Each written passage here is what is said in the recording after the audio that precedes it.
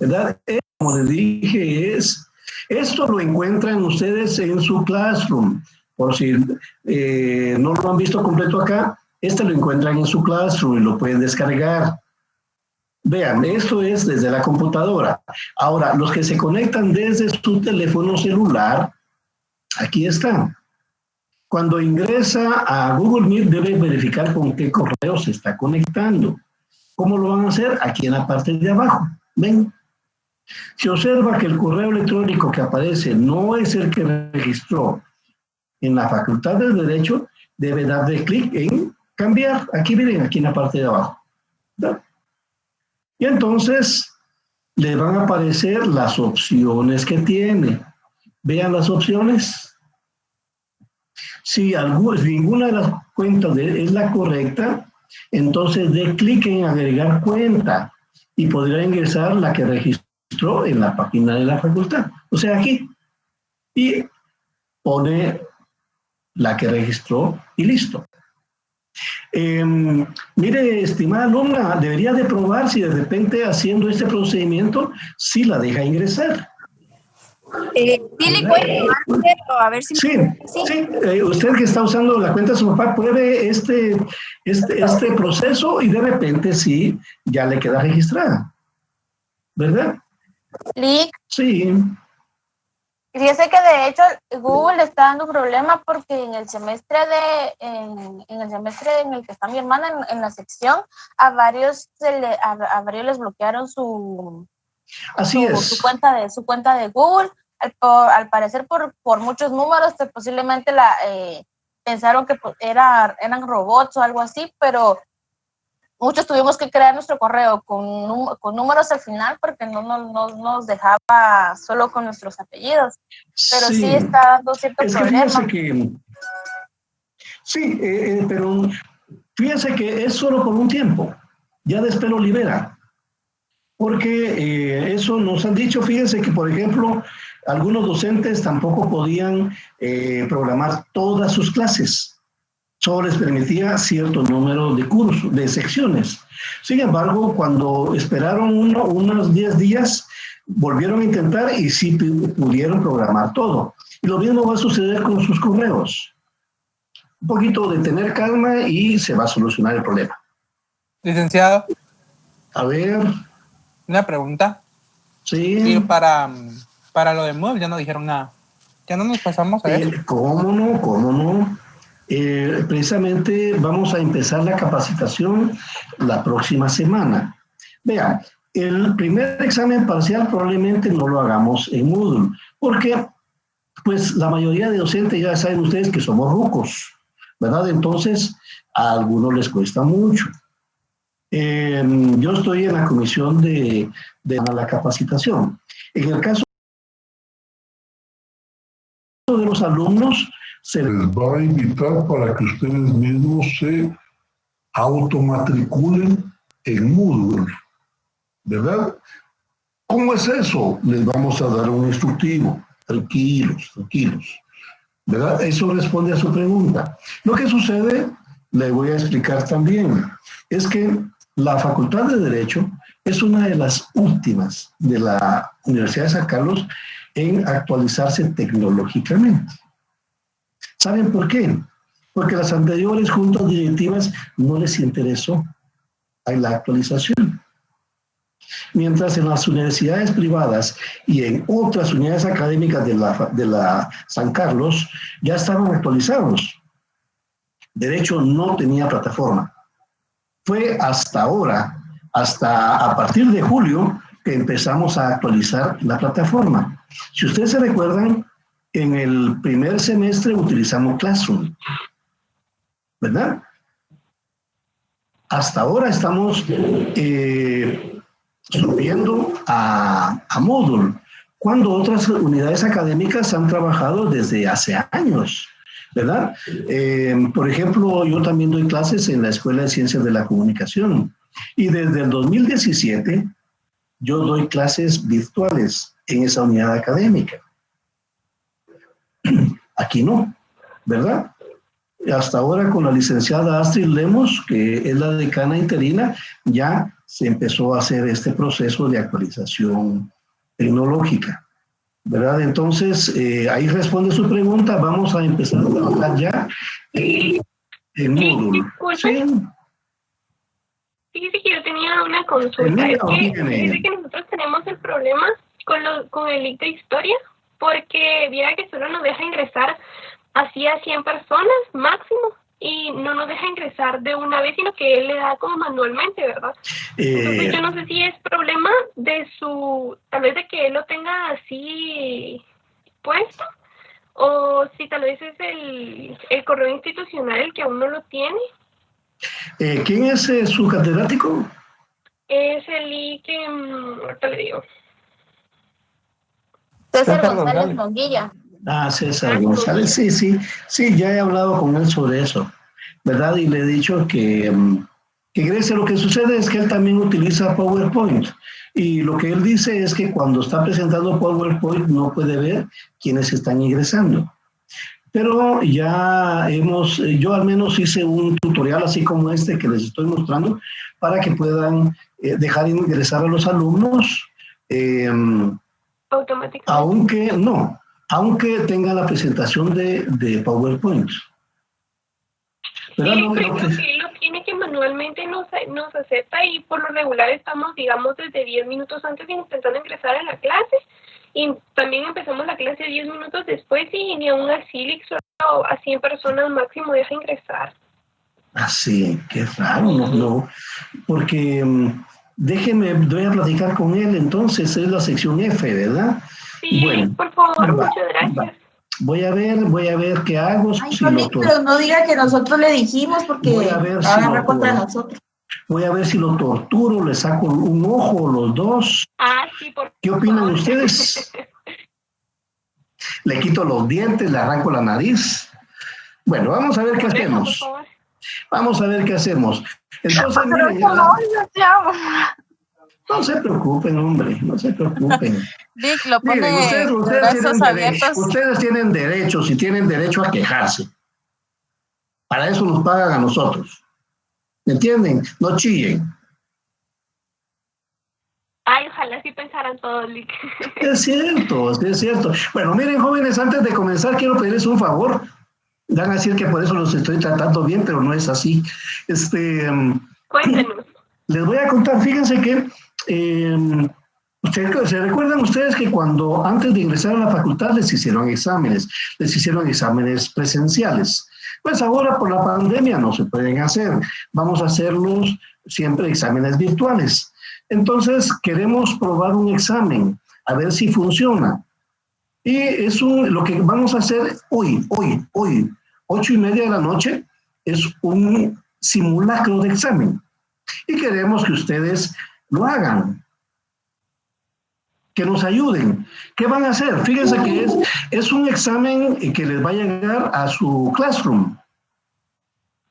Va a estar en el Classroom. Entonces, a las 8:30 lo abren y van a tener que responder.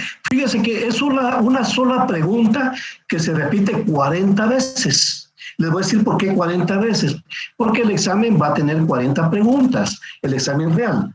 Entonces, ¿qué van a responder? Respondan cualquier cosa, porque va a tener 4 opciones para marcar, nada más, para marcar. Entonces, lo que queremos es que marquen cualquier respuesta. En eso se van a tardar 3 minutos. 3, si quieren 4, pues va, 4 minutos. Y nos van a hacer un gran favor a nosotros, porque lo que queremos probar es ver si no se traba, ¿me entienden? A ver si no se traba el examen, porque queremos hacer un examen masivo. Entonces, si ustedes nos ayudan, vamos a comprobar si el examen se traba o no se traba. ¿Les parece? Sí, entonces tenemos que entrar todos al mismo. ¿Sí? Entonces tendríamos que entrar todos a las 8:30. A las 8:30, eso es lo que queremos, que todo el mundo entre a las 8:30. ¿Verdad? A su clase. Al classroom de la clase, ahí va a estar el examen. Le dan clic y ya entran. Licenciado, pero este simulacro de examen es del específico, entonces. Okay, sí, pues lo estoy diciendo desde primer ingreso. No es para ustedes. Todavía fue algo. No es para ustedes. Estoy tomando café. Es para los jóvenes que quieren ingresar a la facultad. Ah, ya entendí. Con mucho gusto. Y ni siquiera, no se preocupe. Y ni siquiera es un examen real, sino que es un simulacro, y por eso le digo, es una sola pregunta que se repite 40 veces. Está bien, licenciado, con gusto lo hacemos. ¿Verdad? Vaya, muchas gracias, oye, les agradezco mucho. Tienen el cielo ganado. Bueno, vamos a empezar entonces. Mejor que sea la clase. Salió bueno el muchacho. Vamos a ver. Vamos a empezar. Si ustedes son materialistas, no saben, no, el cielo no existe. ¿Verdad? Ahí sí no. Ahí sí no. Ahí sí no. Bueno, vamos a ver. Entonces, ahí comenzamos. Ahí está. Vamos a filosofar. Vamos a filosofar sobre la moral. Veamos, jóvenes. Vamos a empezar. Filosofía del hacer. ¿Se recuerdan ustedes que en la primera semana hablamos de los diferentes tipos de filosofía que habría, ¿verdad? La filosofía del ser, la filosofía del conocer y la filosofía del hacer.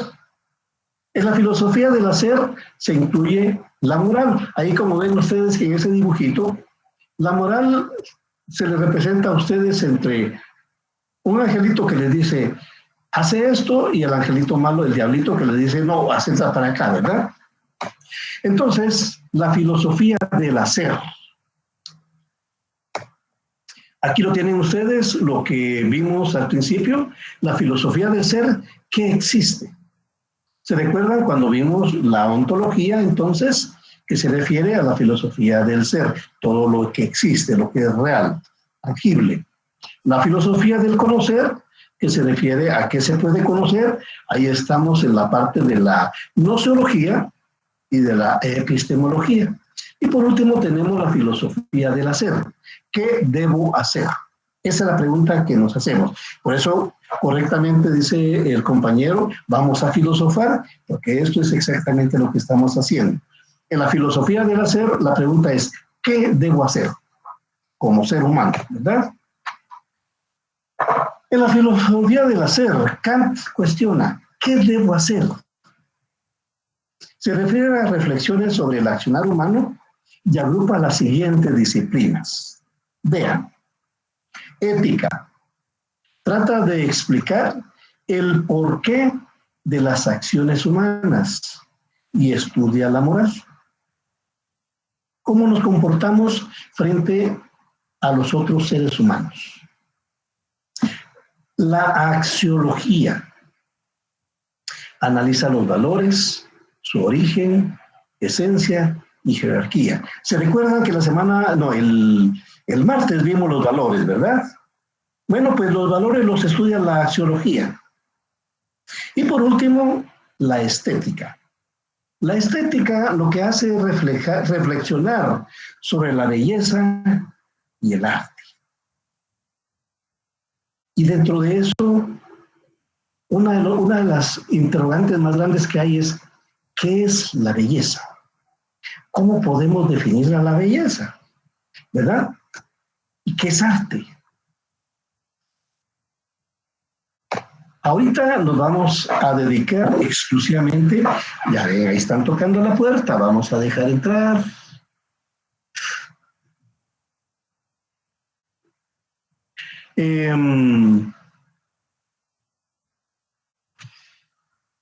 La ética es una rama de la filosofía que estudia la moral. La moral es lo que se considera como buenas costumbres para vivir en sociedad y lograr una convivencia sana y equilibrada.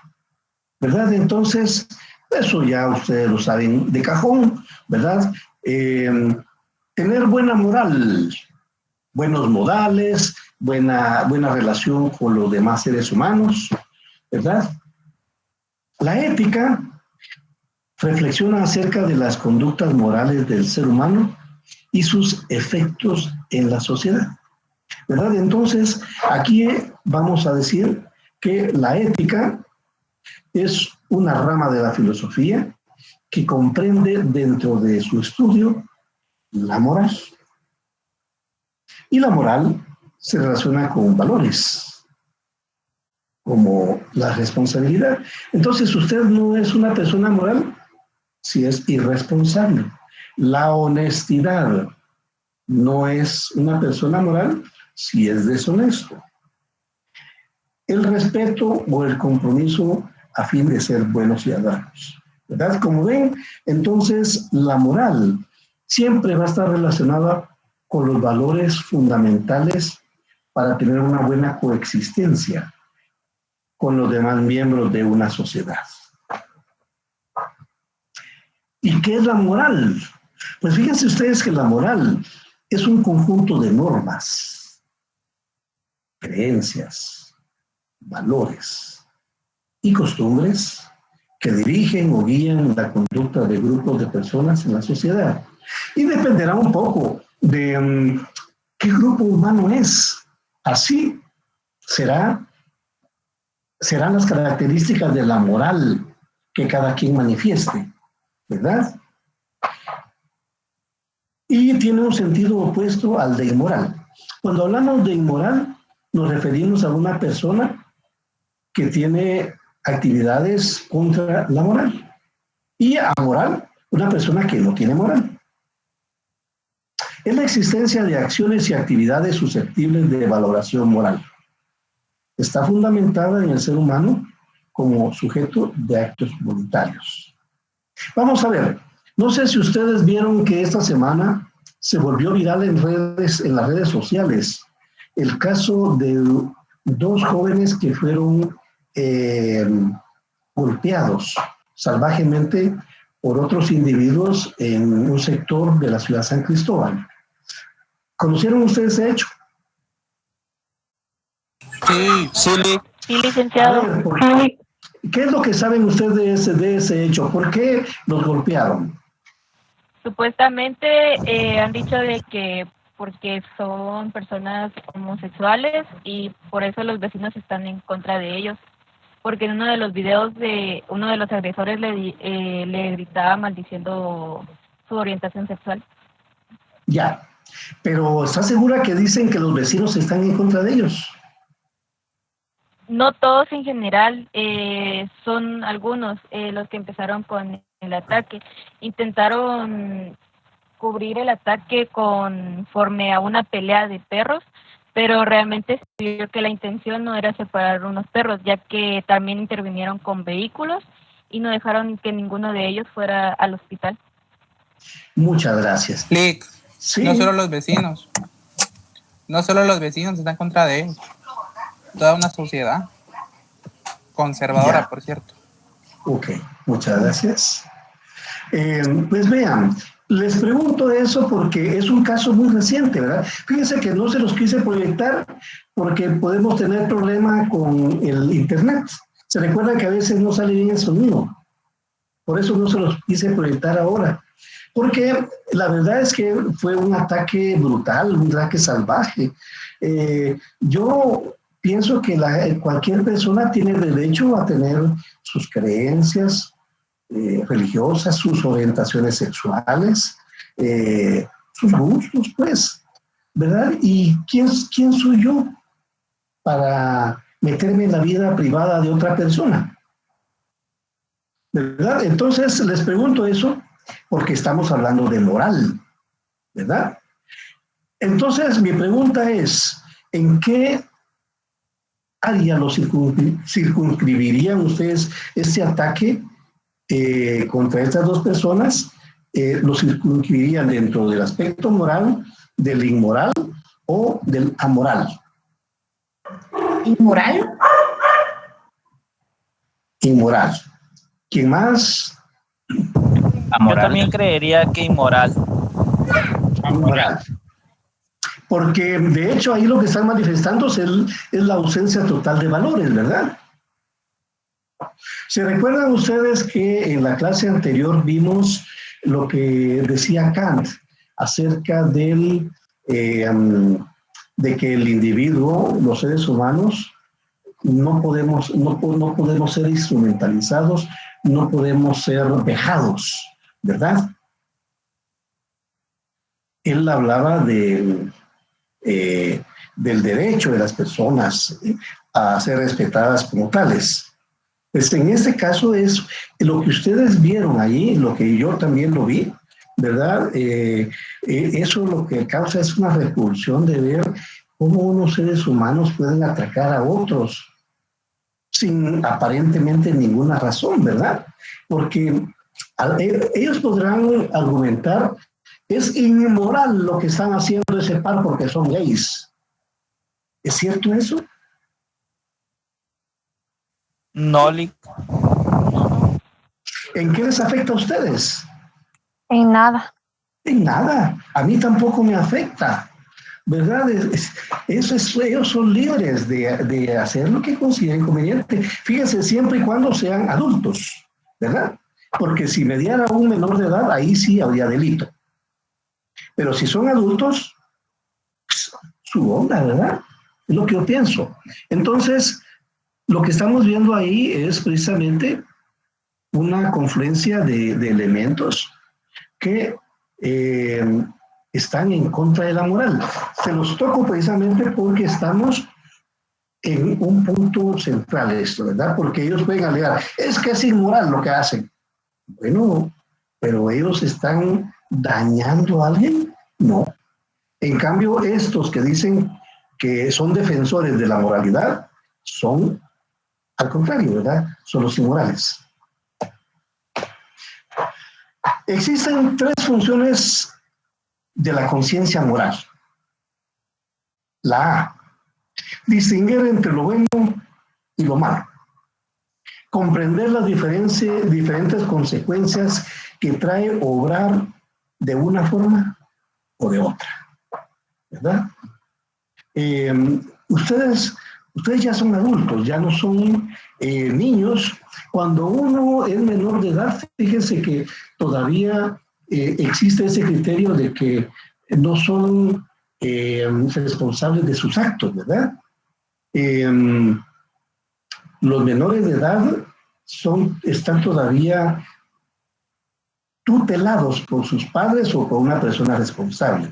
En el caso de ustedes, yo no sé si entre ustedes hay todavía menores de edad, pero digo porque en el primer año, en algunos jóvenes entran todavía sin haber cumplido los 18 años.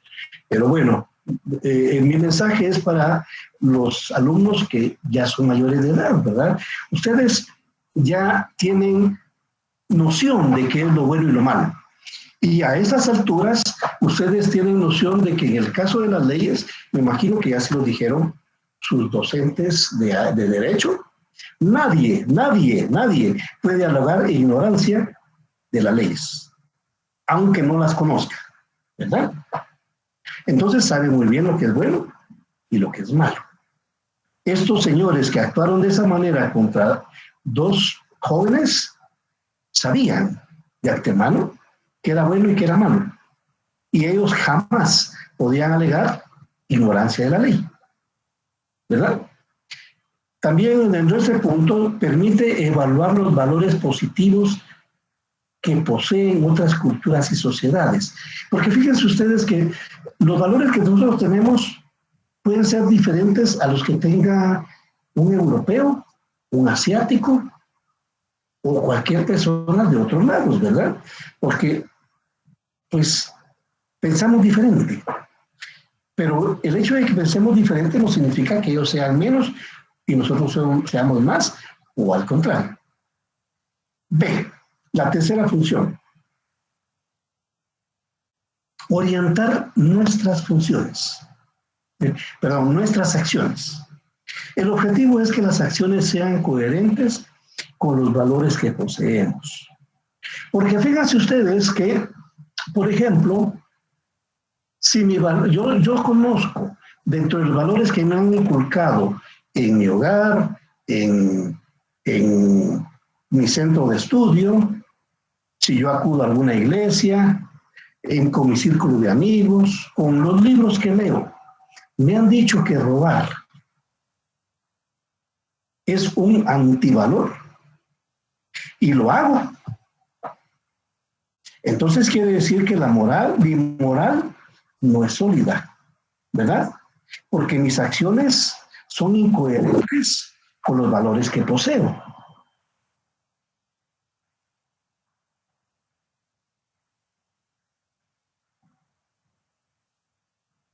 ¿Ven?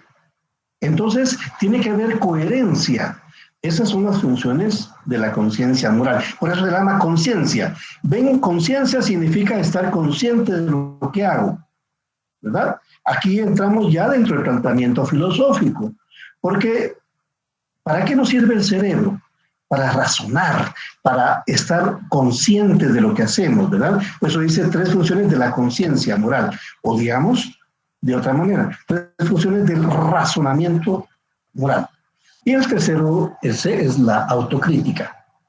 La moral actúa como juez interno que aprueba o reprueba una acción realizada.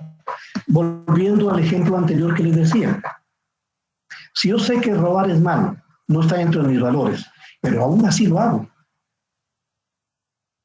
Por ejemplo, vean ustedes los diputados.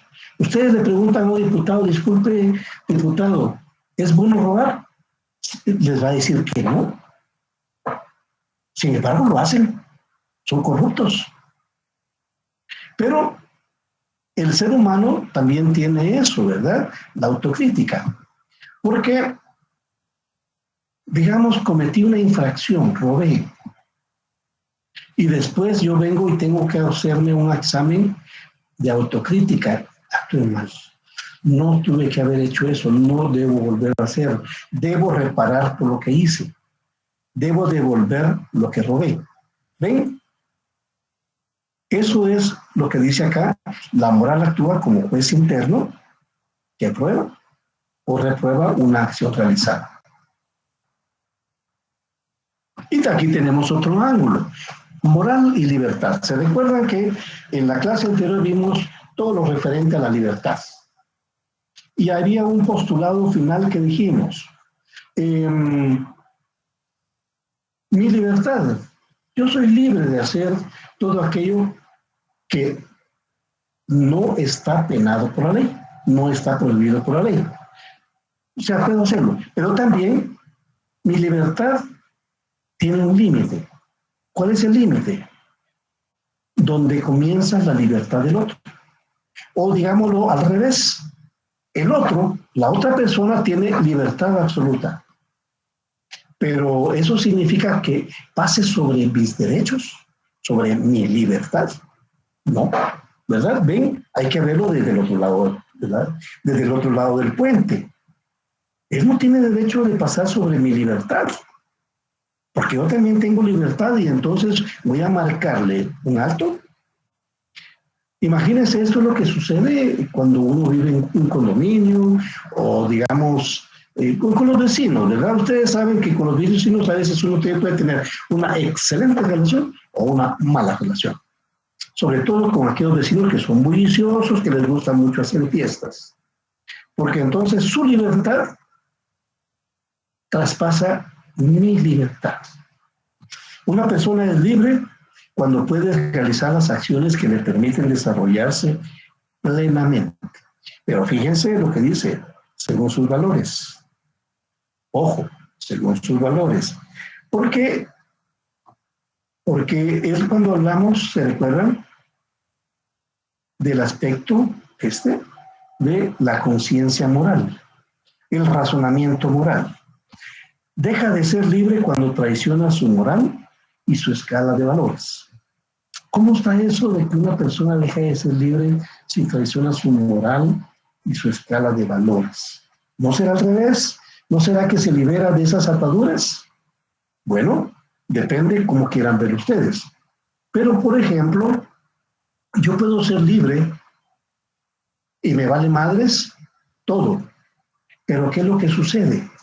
estoy pasando por encima de mi esencia como ser humano. ¿Se recuerdan? Hablábamos de Sartre cuando nos decía que el ser humano nacía sin nada, ¿verdad? Y que en el transcurso de la vida iba llenando su existencia a partir de sus experiencias. Pues igual es esto. El ser humano, conforme transcurre su vida, desde la niñez, va adquiriendo experiencias y experiencias. Y esas experiencias, esa posibilidad de conocer más cosas, es lo que lo hace libre. Usted es menos libre si no conoce mayor cosa, pero es más libre si tiene más conocimientos, ¿verdad? Si usted estudia, por ejemplo, va a ser más libre del analfabetismo, va a ser más libre de la ignorancia. Pero ojo, eso también tiene un compromiso porque pues va a variar su moral y su escala de valores. Usted tiene que valorar también a las otras personas, porque se recuerdan también el martes les preguntaba, ¿yo soy libre de hacer lo que me venga en gana? No. No, porque entonces hay una escala de valores, el respeto al prójimo. Ahora veamos ya cómo podemos evaluar la moral en función de realidades en la práctica.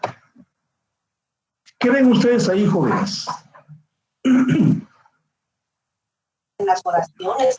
Profecía. El análisis no se puede ahorita. ¿Cómo? ¿No creen que así es la vida diaria? Un contrato de común acuerdo. Sí, sí es lo que se ve diariamente entre personas.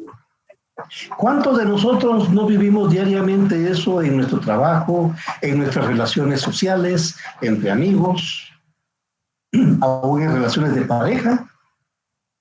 ¿Cierto o no? Cierto. A diario se vive. ¿Verdad que sí? Entonces es cuando decimos que vivimos en una sociedad con doble moral. Porque de frente hacemos bonita cara, pero por detrás vean lo que tienen, ¿verdad? Entonces, aquí es donde se concentra lo que vimos el martes pasado acerca de la crisis de valores, ¿verdad? Porque aquí hay una crisis de valores. Ustedes pueden explotar la crisis de valores a nivel externo, pero recuérdense, una de las funciones de la conciencia moral es evaluar, ¿verdad? Evaluar. Cuando ustedes vean que estoy achiquitando la imagen, es porque estoy dejando entrar a alumnos. Oyen,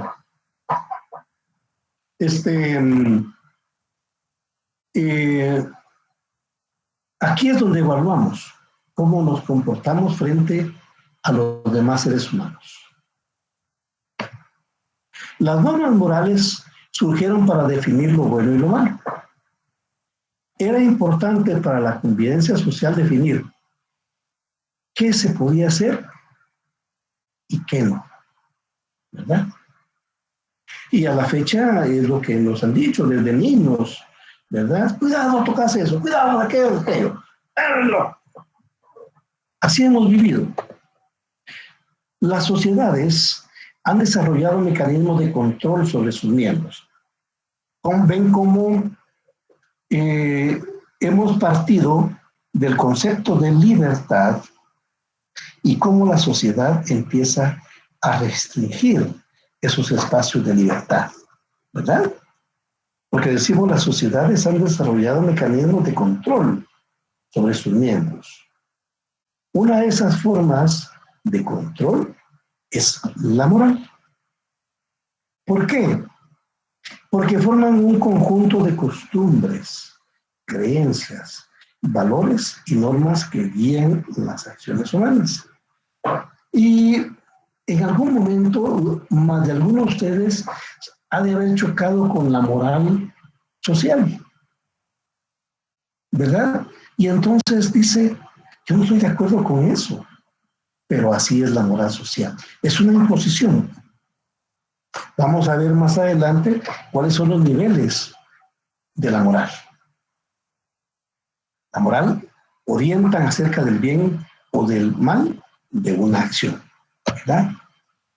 La religión también define normas de comportamiento, pero están basadas en el dogma, ¿verdad? En la sociedad, básicamente le dicen a ustedes, eso está mal, no lo hagas, ¿verdad? Robar está mal, no lo hagas. Mentir está mal, no lo hagas. Ven, ahí estamos aplicando normas morales. Ahora bien, la religión. La religión es un componente social e ideológico, porque ideológico en el sentido de que es un conjunto de ideas, se basa en el dogma. ¿Qué es el dogma? Es aquello que es así y punto, ¿verdad? No se puede rebatir. Entonces, si en la vida diaria la costumbre, en el hogar le dice no hagas eso porque está mal, en la religión es no hagas eso porque es pecado, ¿verdad? Eso va a tener una consecuencia porque no te vas a ir al cielo. Entonces, pasa del castigo, pasa a una amenaza que tiene que ver con su vida eterna, ¿verdad? Con su supuesta vida eterna. La búsqueda de la perfección del ser humano en términos religiosos no está en función social, sino en la salvación del alma. ¿Se recuerdan lo que vimos también? Que según el idealismo, el hombre es dual, ¿verdad? Tiene cuerpo y tiene alma. En este caso, está diciéndolo en esta función. La salvación del alma, el cuerpo no. El cuerpo se queda aquí. Eso es lo que nos dice el idealismo. ¿Se recuerdan también que el materialismo nos dice sobre esto? Que no hay dualismo, sino que es un solo cuerpo. Es una simbiosis que se da de dos elementos que se entrelazan, en el cual lo físico es lo que genera la conciencia, genera el alma. Les puse el ejemplo del hambre, ¿verdad? Uno tiene hambre, ¿dónde siente el hambre? En el estómago. ¿Dónde suben los impulsos? Al cerebro. ¿Qué es el cerebro? Materia. Pero produce ideas. Y esas ideas son las que finalmente deciden que debo comer. ¿Ven? Entonces estamos hablando de que tanto lo físico como lo espiritual están íntimamente unidos. El alma, el espíritu, no desecha el cuerpo. En cambio, en el área del idealismo, sí se plantea esto, ¿verdad? La salvación del alma como un elemento que se desprende del cuerpo. Y en ese caso, según las religiones, no estoy hablando de una, las religiones, hay un premio o un castigo. El cielo o el infierno. Aquí es donde el ser humano entra en conflicto, ¿verdad? Porque la moral es como ese angelito que todos tienen, que por un lado está diciendo, no lo hagas, hacelo, no lo hagas, hacelo, no lo hagas, hacelo, ¿verdad? Y esa es una forma de contener el impulso del ser humano para la acción. Pero finalmente, lo que va a determinar es la conciencia moral de ese individuo. Aquí tenemos eternidad. ¿Dónde estarás tú? ¿En el cielo o en el infierno? A ver, jóvenes, ¿dónde quieren estar? En el cielo. Donde haya reggaetón, donde haya reggaetón. En la tierra.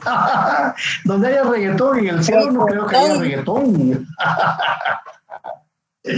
Ay, ay, ay. Licenciado, una pregunta. A ver. ¿Por qué el ser humano siempre tiene que buscar de un Dios para regir su conducta? ¿O o ligarse a ese tema de ser ciego. Le voy a dar una explicación antropológica y filosófica, ¿verdad? Lo que sucede es que desde la antigüedad, los seres humanos, cuando, eso creo que se los dije, en la antigüedad no sabría cómo explicarse los fenómenos naturales, los relámpagos, los rayos, las erupciones, los terremotos, ¿verdad? Entonces, las enfermedades. Y la única forma de explicárselo era de que eso era producto de un Dios negativo o un Dios que les enviaba cosas malas porque habían actuado mal. Y la única forma era darle tributos. Por eso antiguamente sacrificaban ovejas, sacrificaban a seres humanos o hacían una serie de ritos. Y de alguna manera todo ese proceso continúa hasta la actualidad. La iglesia o las iglesias son precisamente herederas de ese proceso de pensamiento mágico que viene desde la actualidad. Y como les digo, fue producto de la ignorancia de los seres humanos que no sabían por qué se producían los fenómenos naturales. Hoy, que vengan y me digan que un terremoto es pecado, es producto del pecado de los seres humanos, miren, jóvenes, yo creo que es una persona que está mal, ¿verdad? O que me diga que la erupción del volcán de fuego, pues, fue enviada por Dios para castigar nuestros pecados, está mal, porque hay explicaciones científicas que nos permiten conocer por qué ocurrió eso, ¿verdad? Lo mismo sucede con la cuestión de la eternidad. ¿Existe eternidad? ¿El ser humano es eterno? Porque fíjese que en eso también está incluido el hecho de pensar en todo el universo. Solo en la Tierra hay seres inteligentes, racionales como nosotros. Porque me imagino que si existen en otros planetas seres inteligentes y racionales como nosotros, no importa la forma física que tengan, es probable que también piensen en lo mismo. Entonces, ¿a cuál cielo nos vamos a ir? ¿O a cuál infierno nos vamos a ir? ¿El de ellos o el de nosotros? ¿Ven? Hay un problema. Díganme también dónde se encuentra el cielo y dónde se encuentra el infierno. ¿En qué parte? Porque nadie, a pesar que ustedes me digan que un sacerdote o un pastor les dijo que existe, pues ¿dónde? ¿Dónde está? ¿Verdad? ¿Alguno de ustedes conoce, ha ido de paseo y ha venido a decir, sí, fíjense, existe, es así, es asá? No, lo que tenemos son ideas mágicas acerca de eso. Pero ¿por qué les estoy planteando esto? Porque entre la religión y la moral existen vasos comunicantes. Vean ustedes, con esto es con lo que nos espanta, ¿verdad? La condenación religiosa. Porque según eso, si obramos mal, eso nos va a pasar. Pero vean ustedes que en el mundo hay mucha maldad. Vean los diputados.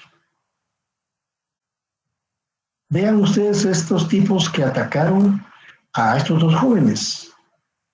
Les apuesto a ustedes que esa gente es muy religiosa. Son de esos que se somatan el pecho. Ya sea que vayan a la iglesia católica o a la iglesia cristiana, evangélica, ¿verdad? Y con eso creen que han logrado el perdón de sus pecados. La religión, incluso hasta un sacerdote podría ser, porque yo leí una historia de que un sacerdote había violado a una persona y pues los religiosos hasta protestaban para que lo dejaran en paz porque decían que era un santo enviado de Dios. Sí, así es. Fíjense ustedes que en México hay una congregación que se llama, ay Dios, ahorita se me va el nombre. Después les voy a buscar porque es una historia que ilustra todo esto. Fíjense ustedes que es un sacerdote que creó una orden religiosa, una orden que tiene mucho dinero y está en varios países, pero él en primer lugar, ese señor ya está muerto, ¿ves, verdad? Pero procreó decenas de niños, ¿verdad? Siendo sacerdote, violó mujeres, violó niños, y aún así en el Vaticano lo tenían así como buena onda, ¿verdad? Hasta que después, creo que fue el Papa Benedicto XVI el que finalmente, no, creo que fue Francisco, el que finalmente dijo que ese tipo era un delincuente, ¿verdad? Marcial se llamaba el Marcial Maciel, creo que es algo así el nombre de ese señor, ¿verdad? Era un delincuente. Y entonces ellos vienen y le dicen a ustedes por delante de que son enviados de Cristo, pero por detrás están cometiendo cualquier tipo de crímenes, ¿verdad? Así como ese otro pastor estadounidense que le dijo a sus feligreses que anoche me habló Jesús y me dijo que debo tener un avión. Entonces vengo con ustedes para que me ayuden a hacer realidad el milagro que tiene para mí Jesús. Imagínense ustedes. Bueno, sigamos. La religión basa en sus principios en el dogma, los cuales deben ser aceptados por la fe. O sea, fe significa que ustedes no pueden decir, estoy de acuerdo o estoy de acuerdo. Estoy de acuerdo con esto y con aquello no. No. El dogma o lo acepta completamente o no lo acepta, ¿verdad? Hay un castigo eterno para quien se porta mal. Fromm.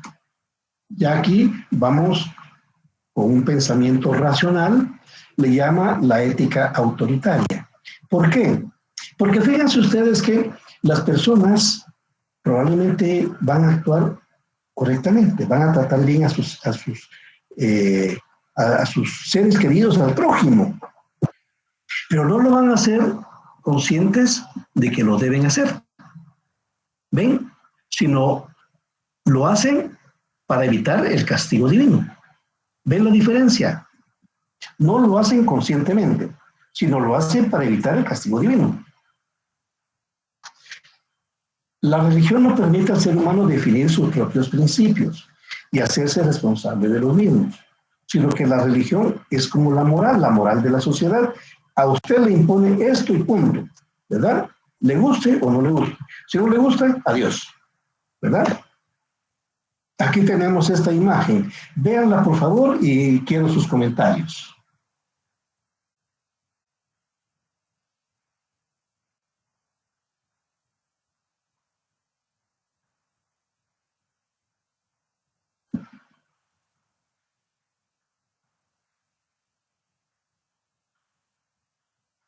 ¿Qué les dice esta imagen? Buenas noches, licenciado. Buenas noches. Lo que entiendo es de que cada religión tiene como una verdad para ellos. Por ejemplo, la católica puede ser que orando a la Virgen se va a curar uno, y en el cristianismo de que orando a Dios. Entonces, conforme eso, cada religión ha creado un Dios y en todo eso sus propias reglas. Entonces, Sí. cada uno piensa que ellos tienen la verdad, y como habíamos hablado antes, la verdad es un término que no se puede definir, porque para cada persona es distinta una verdad, y también igual que la justicia, porque para mí algo puede ser justo, pero para otra persona no puede ser justo, y eso es lo que... Muchas gracias, excelente su opinión, compañera. Exactamente, usted lo dice, la verdad es relativa, ¿verdad? ¿Alguna otra opinión, jóvenes?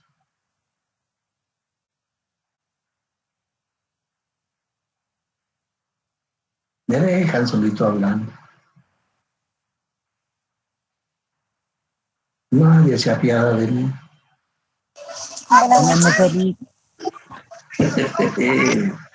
A ver, ¿quién se apiadó? Buenas noches. Buenas noches. Yo soy de este pensar en el sentido de la religión. No importa si somos de una religión católica. Chica, ¿usted usa sintetizador o qué onda? No, yo soy de, o sea, mi opinión es esta. Pues, o sea, no disculpe, importa, es que no le entiendo. o sea, yo digo que no importa uno la religión que sea, pues, o sea, lo que habla más de nosotros son las obras que nosotros hacemos día con día, porque a la vez como humanos decimos, porque Dios nos ha abandonado o porque Dios no escucha nuestras plegarias, y a la vez pedimos tanto de la religión, pero somos de esas personas que no damos algo para recibir a cambio, o si lo damos, hacemos como que un favor y esperamos algo a cambio de esa persona, pero a la vez no es así. Tal vez otra persona nos pague ese favor y uno no, cuando uno menos se lo espera, perdón. Y creo que la enseñanza de la religión, creo que es una decisión propia, y creo que si la mayoría de las personas, pues, o sea, desde pequeños los llevan a sus iglesias y les ponen como que ese tipo de adoración así desde pequeños. Siento que en mi caso fue el lado contrario, o sea, yo tuve la libertad de decir, bueno, esta religión sí, esta religión no, pero a la vez uno no se fija en un templo o en una iglesia que sea la mejor. En mi punto de vista no creo que sea así, pero creo que, o sea, es la intimidad que tiene uno con Dios, el contacto a la hora de hablar y expresarse con Él. No es necesario asistir a un templo para adorarle a Dios, y pues creo que la sociedad ahorita está como que en ese plan de poner religión contra religión. Ese es mi punto de vista para mí. Muchas gracias, compañero. ¿Alguien más? ¿Alguna opinión más? Y así continúa. Licenciado, ¿me escucha? Sí. ¿Cómo no lo escucho? Ok, creo que más que todo en la imagen lo que podemos ver reflejado es que, bueno, pues obviamente hay varias personas como del Islam, de judíos, acá hay un sacerdote. Pues lo que yo puedo entender es que todas las religiones piensan que tienen la verdad, y se cae mucho en el error. Bueno, pues se supone que debería ser como una cuestión para mejorar, pero la mayoría de religiones no se pueden ver entre ellos, ¿verdad? Exacto. No se pueden ver entre ellos, y lo que hacen es como tirarse y decirse, no, yo tengo la verdad. Por ejemplo, vemos un claro ejemplo con dos de las religiones más dominantes, podríamos decirlo, en América, que serían como los que se denominan como cristianos evangélicos y los cristianos católicos, que siempre se están como tirando. Bueno, los católicos no mucho, pero sí los evangélicos no como mucho de tirarle a todos los demás, ¿verdad? Como pensar que tienen una verdad absoluta, pero la verdad es que obviamente todas las religiones piensan lo mismo, ¿verdad? Y pues caen en el error de tirarse entre ellas. Muchas gracias, compañero. Le agradezco mucho, muy buena su intervención. Y fíjense ustedes que exactamente, yo escogí esta imagen precisamente porque refleja cómo cada religión cree que es la verdadera, la única, y la que tiene la verdad. Pero como dice el compañero, a lo largo de la historia hemos visto cómo las diferentes religiones han enfrentado a los seres humanos en guerras terribles, terribles. Fíjense que, por ejemplo, ahora se habla de que los musulmanes son radicales, son asesinos. Ellos proclaman la guerra santa, ¿verdad? Pero fíjense que cuando ustedes revisan la historia de la religión cristiana en su conjunto, en los años, en el siglo XV, por ejemplo, cuando se dio la escisión entre la Iglesia Católica y la Iglesia Protestante, a partir del movimiento de Martín Lutero, se desató un conflicto sangriento que se extendió en toda Europa y causó miles, millones de muertos por el enfrentamiento entre cristianos, ¿verdad? Precisamente porque los católicos y los protestantes se decían que cada uno tenía la verdad absoluta, ¿verdad? Y se enfrentaron a muerte. O sea, tenemos en la historia de la humanidad muchos ejemplos en los cuales las diferentes iglesias no son precisamente las muestras más claras de unidad, fraternidad, amor hacia el prójimo, ¿verdad? Pero bueno, vamos a la ética humanística y aquí nos vamos a dejar esto, ¿verdad? Si gusta, vamos a parar aquí la presentación, vamos a tratar ética humanística en el próximo, estamos hablando el próximo martes, ¿verdad? Para hacerlo ya. ¿Por qué lo vamos a ver? Porque fíjense que ahorita hemos visto la moral desde la perspectiva de la imposición que hace la sociedad y la iglesia de cómo debemos de comportarnos los seres humanos, ¿verdad? Y cuando hablamos de la ética humanística, estamos hablando de cómo el ser humano puede ser libre de ese tipo de presiones y poder tener una moral propia. Una moral que nazca no de lo que dicen que tengo que hacer, sino una moral que nace de mi reflexión acerca de cómo actúo frente a los otros seres humanos. Eso vamos a verlo el próximo martes. Entonces, ahorita tienen dudas acerca de lo que hemos visto.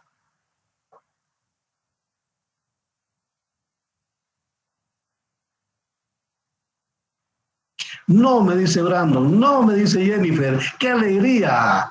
Entonces, miren, jóvenes, solo les voy a reiterar el pedido que nos echen una manita, ¿verdad? Para los compañeros que entraron después, fíjense que como ustedes saben, todos los años se hacen pruebas para los jóvenes que aspiran a ingresar a la Facultad de Derecho, así como lo hicieron ustedes el año pasado. Ahora vamos a hacerlo, pero el año pasado se hicieron pruebas presenciales, ahora no se pueden hacer. Entonces lo vamos a hacer a través de exámenes virtuales y estamos probando el formulario Google, el mismo que ustedes utilizaron en el primer semestre.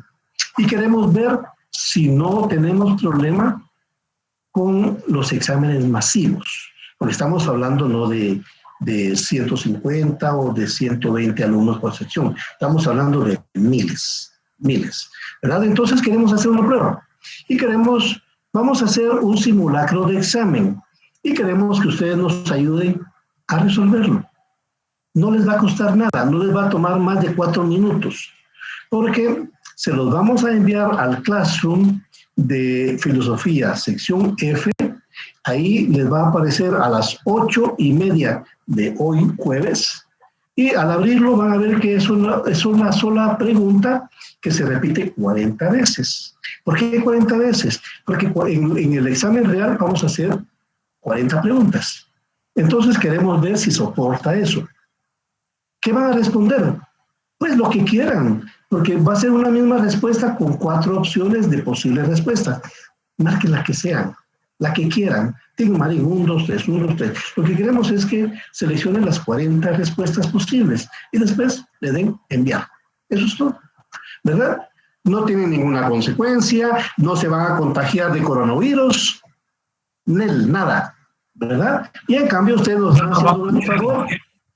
Nos van a hacer un gran favor porque con eso vamos a comprobar si el examen se traba o no se traba.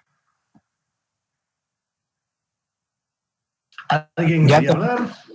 Ya tuvimos el cielo ganado. Exacto, el cielo falso, aunque sea. Yo voy a Muchas estar ahí, gracias. yo voy a estar ahí rebotando porque dijo Tío Marín, yo soy Afido Marín.